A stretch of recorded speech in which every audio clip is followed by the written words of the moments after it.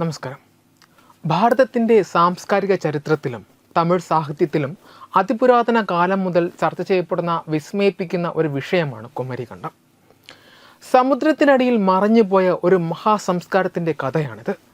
മുരുക ഭഗവാന്റെയും പുരാതന തമിഴ് രാജാക്കന്മാരുടെയും നാടായി കരുതപ്പെടുന്ന ഈ പ്രദേശം ഭൂമിശാസ്ത്രപരമായി തെക്കൻ ഭാരതത്തിന് തെക്ക് ഇന്നത്തെ കന്യാകുമാരിക്ക് അപ്പുറം വിശാലമായി പരന്നു കിടന്നിരുന്നു എന്ന് വിശ്വസിക്കപ്പെടുന്നു. കുമരികണ്ഠം കേവലം ഒരു ഐതിഹ്യമല്ല, അത് തമിഴ് സംസ്കാരത്തിൻ്റെ ഈറ്റില്ലമായും അറിവിൻ്റെയും നാഗരികതയുടെയും അത്യുന്നതങ്ങളിൽ എത്തിനിന്ന ഒരു സുവർണ യുഗത്തിൻ്റെ ഓർമ്മപ്പെടുത്തലായും നിലകൊള്ളുന്നു. ശാസ്ത്രീയമായ തെളിവുകളുടെ അഭാവത്തിലും തമിഴ് സാഹിത്യത്തിലും വാമൊഴി ചരിത്രത്തിലും കുമരികണ്ഠം ഇന്നും ഒരു ഉജ്ജ്വലമായ അധ്യായമായി തുടരുന്നു. ചുരുക്കത്തിൽ തമിഴ് സാഹിത്യങ്ങളിലും ഐതിഹ്യങ്ങളിലും പറയപ്പെടുന്ന ഈ വൻകര തമിഴ് സംസ്കാരത്തിൻ്റെ ഉത്ഭവസ്ഥാനമായി കണക്കാക്കപ്പെടുന്നു.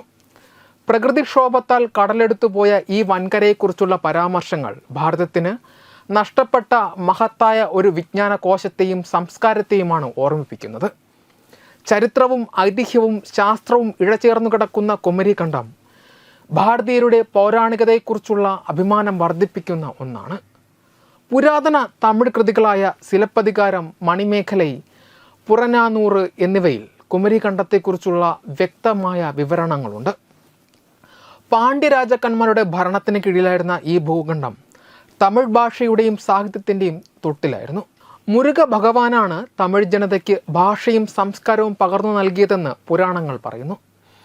തമിഴ് സംഘം കാലഘട്ടം ആരംഭിച്ചത് കുമരികണ്ഠത്തിലായിരുന്നു. ആദ്യത്തെ 2 തമിഴ് സംഘങ്ങൾ നടന്നത് അവിടെയുള്ള മധുരയിലും കവാടപുരത്തിലുമായിരുന്നുവെന്ന് പറയപ്പെടുന്നു. ഈ കാലഘട്ടത്തിൽ രചിക്കപ്പെട്ട ആയിരക്കണക്കിന് ഗ്രന്ഥങ്ങളും അറിവുകളും കടൽക്ഷോഭത്തിൽ നഷ്ടപ്പെട്ടുവെന്നാണ് ചരിത്രം.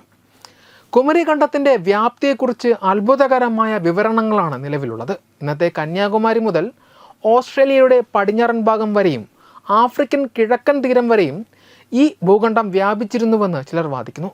49 പ്രദേശങ്ങളിലായി തിരിച്ചിരുന്ന ഈ നാട്ടിൽ പ്രഹുളി നദി, കുമരി നദി എന്നിങ്ങനെ 2 വമ്പൻ നദികൾ ഒഴുകിയിരുന്നു. മുരുക ഭഗവാന്റെ അവതാരമായ കാർത്തികേയൻ ഈ നാട്ടിലെ ജനങ്ങളെ നയിച്ചിരുന്നുവെന്നും അദ്ദേഹത്തിൻ്റെ ചൈതന്യം നിറഞ്ഞ നിരവധി ക്ഷേത്രങ്ങളും നഗരങ്ങളും ഇവിടെ നിലനിന്നിരുന്നുവെന്നും ഭക്തർ വിശ്വസിക്കുന്നു. എന്നാൽ തുടർച്ചയായി ഉണ്ടായ പ്രളയങ്ങൾ ഈ ഭൂപ്രദേശത്തെ ഘട്ടം ഘട്ടമായി കടലിനടിയിലാക്കി. അവസാനത്തെ വലിയ കടൽക്ഷോഭത്തിന് ശേഷമാണ് അവശേഷിച്ച ജനങ്ങൾ ഇന്നത്തെ ദക്ഷിണ ഭാരതത്തിലേക്ക് കുടിയേറിയത്. 19-ാം നൂറ്റാണ്ടിൽ പാശ്ചാത്യ ശാസ്ത്രജ്ഞർ മുന്നോട്ട് വെച്ച ലെമൂർ വൻകര എന്ന സിദ്ധാന്തത്തിന് കുമരികണ്ഠവുമായി വലിയ സാമ്യമുണ്ട്. ഇന്ത്യൻ മഹാസമുദ്രത്തിലൂടെ ആഫ്രിക്കയെയും ഇന്ത്യയും തമ്മിൽ ബന്ധിപ്പിച്ചിരുന്ന ഒരു വൻകര ഉണ്ടായിരുന്നുവെന്ന നിഗമനത്തിലായിരുന്നു അവർ. ഭൂമിശാസ്ത്രപരമായി ഭൂഖണ്ഡങ്ങളുടെ സ്ഥാനചലനം അഥവാ പ്ലേറ്റ് ടെക്ടോണിക്സ് പഠിക്കുന്നവർ ഈ വാദത്തോട് പൂർണ്ണമായും യോജിക്കുന്നില്ല എങ്കിലും സമുദ്രത്തിനടിയിലുള്ള പർവ്വതനിരകളും പവിഴപ്പുറ്റുകളും അവിടെ വലിയൊരു ഭൂപ്രദേശം ഉണ്ടായിരുന്നുവെന്ന സൂചനകൾ നൽകുന്നുണ്ട്. ഭാരതത്തിൻ്റെ ചരിത്രത്തിൽ ഇത്രയേറെ പ്രാധാന്യമുള്ള കുമരികണ്ഠത്തെക്കുറിച്ചുള്ള പഠനങ്ങൾ ഇന്നും തുടരുകയാണ്.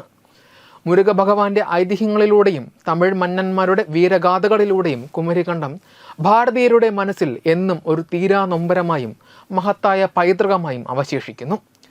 കുമരികണ്ഠം ഒരു വലിയ ഭൂഖണ്ഡമായിരുന്നു, അതോ വിശാലമായ തീരദേശമായിരുന്നു എന്നത് ഇന്നും ഒരു തർക്ക വിഷയമായി തുടരുമ്പോഴും ഈ ആശയം ഭാരതത്തിൻ്റെ പ്രത്യേകിച്ചും ദ്രാവിഡ സംസ്കാരത്തിൻ്റെ പൈതൃകത്തിനുമേൽ വലിയ സ്വാധീനം ചെലുത്തുന്നു. ഇന്ത്യൻ ഉപഭൂഖണ്ഡത്തിൽ നിലനിൽക്കുന്ന ഭാഷാ സാംസ്കാരിക വൈവിധ്യത്തിൻ്റെ മൂലകാരണം കുമരികണ്ഠമായിരുന്നു എന്ന് വിശ്വസിക്കുന്നവരുണ്ട്. നഷ്ടപ്പെട്ട ആ ഭൂമിയിൽ നിന്ന് പലായനം ചെയ്ത ജനതയാണ് ഇന്ത്യയുടെ വിവിധ ഭാഗങ്ങളിലും തെക്ക് കിഴക്കൻ ഏഷ്യൻ രാജ്യങ്ങളിലും തമിഴ് പാരമ്പര്യം എത്തിച്ചതെന്ന വാദം ഇന്നും ശക്തമാണ്.